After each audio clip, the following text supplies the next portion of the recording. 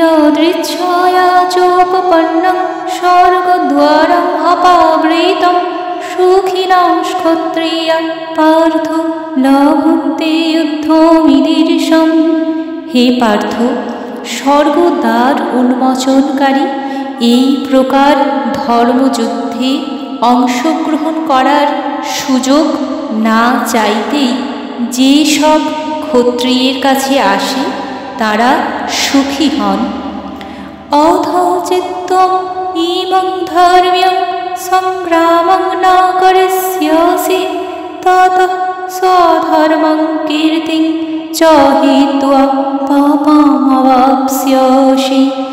কিন্তু তুমি যদি এই ধর্মযুদ্ধ না করো তাহলে তোমার স্বীয় ধর্ম এবং কীর্তি থেকে ভ্রষ্ট হয়ে পাপ ভোগ করবে।